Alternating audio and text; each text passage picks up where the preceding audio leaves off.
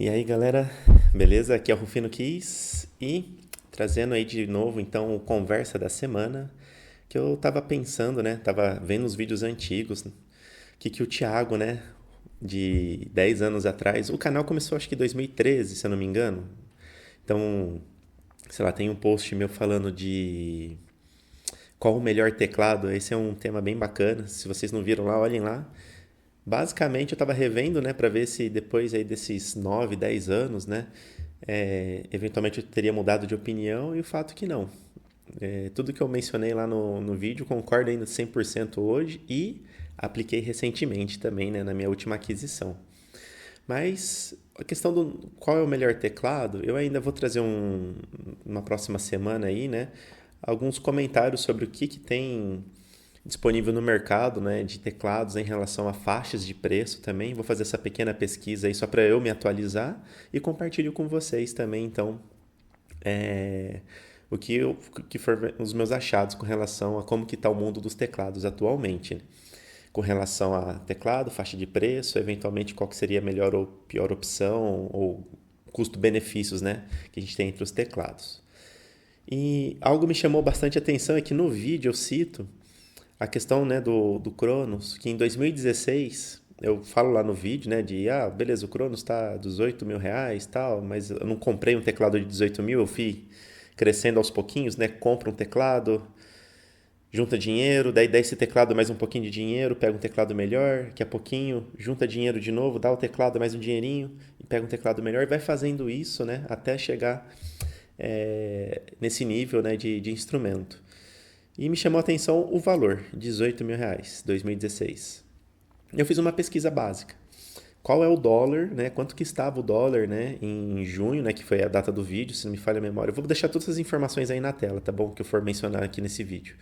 Mas junho de 2016, o valor do dólar, né? 17 de junho, era 3,43.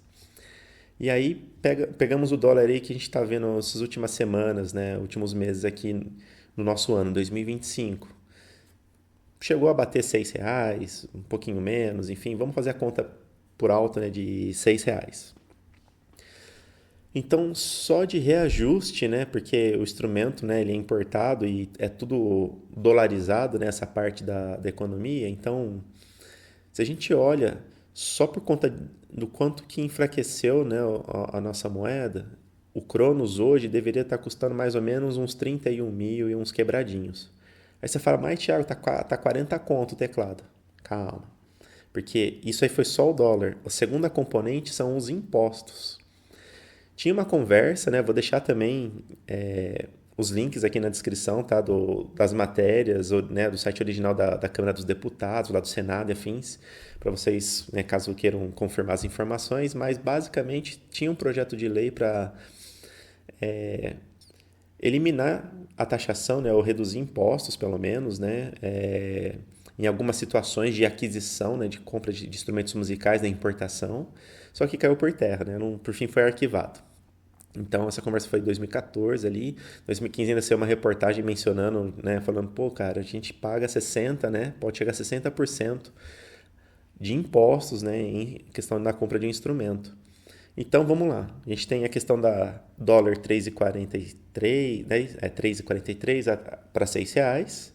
Então o Cronos deveria estar nas suas faixas de uns 31 mil e pouquinho. Aí você soma agora a questão dos 60% de impostos que tem sobre essa diferença. Então é 31 mil e quebradinho menos os 18 mil, né? Então só essa diferença ainda vamos acrescentar 60% em impostos.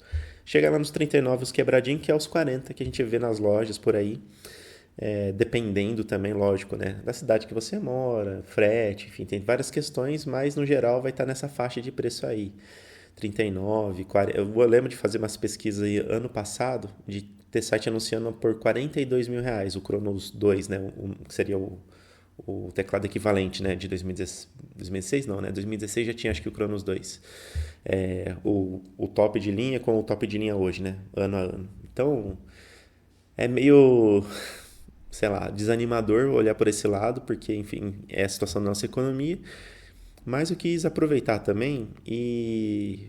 Ok, o cenário não é animador, mas a pergunta principal sempre é o que a gente pode fazer, né, diante os desafios que são nos apresentados, né?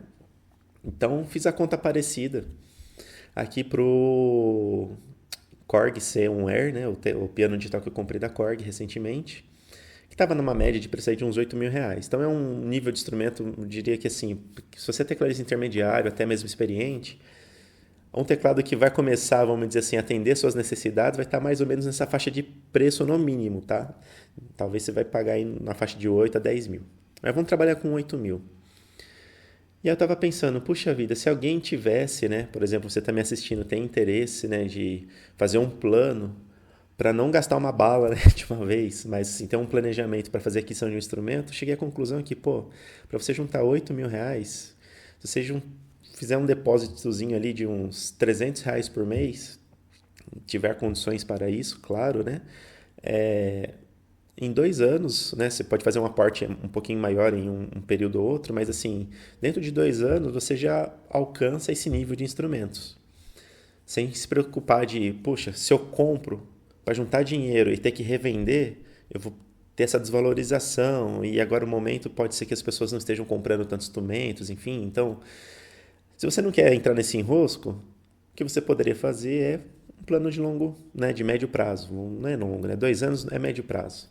Então, se você já tem um teclado, aguenta as pontas aí e aguenta também mais uma semaninha aí para a próxima conversa da semana aqui do teclado mais fácil, para ter um panorama, né, do que a gente tem aí de instrumentos em termos das marcas, né, e faixas de preço e eventualmente o que eu acho, né, que cada um tem de custo-benefício, né, em relação um ao outro.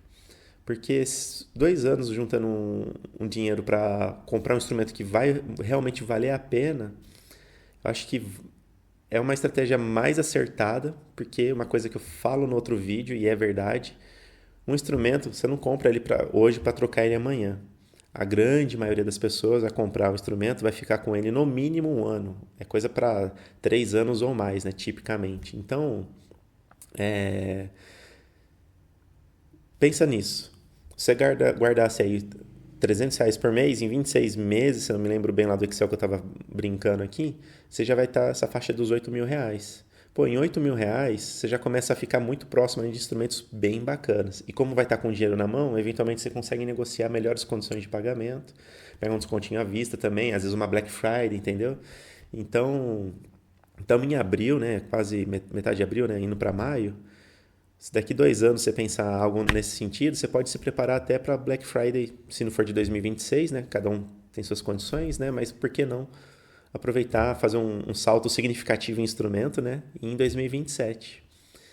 Então, frente ao cenário duro, né, que a gente tem enfrentado aí, que é gente que é amante da música, tecladista, cara, não tem jeito.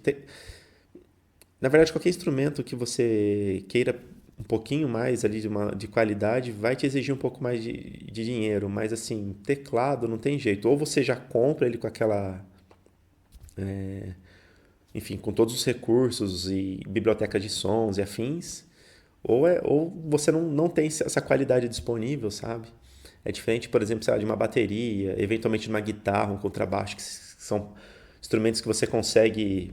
Tem partes que são intercambiáveis, né? Então você, meu, comprei uma guitarra mais simples, mas daqui a pouquinho eu troco o captador, troco as cordas, troco não sei o que, troco a ponte e vai, enfim, vai melhorando o instrumento passo a passo, né? Ou a bateria, a mesma coisa, acho que é mais óbvio, né? Que você vai fazendo melhorias incrementais aí no seu set. Com teclado não tem jeito, né? Você compra ou você compra. Então, enfim, tava só querendo trazer um pouquinho essa reflexão. Tem muita coisa que mudou. Acho que de 9, 10 anos atrás eu tinha umas críticas bem duras em relação a Cássio. O ano passado eu estava conversando com um colega que tem um piano. Na verdade, o dele é um piano híbrido, né? Não é o digital, seria uma classe acima, né? Vamos dizer, você tem o piano de verdade, tem o piano digital e no meio do caminho tem essa classe de pianos híbridos. Eventualmente vamos falar deles também mais à frente no canal. Mas me surpreendeu muito que ele tem um piano híbrido da Cássio, cara, e a qualidade do timbre, assim, que você percebe é fantástica. Então, igual eu mencionei, 10 anos atrás e continua, né? A tecnologia melhora, os fabricantes também vão embarcando mais poder de som e melhorando os samples que eles fazem, né, que eles constroem os timbres deles. Então a Casio com certeza seguiu, também está seguindo essa rota. E eu preciso me atualizar.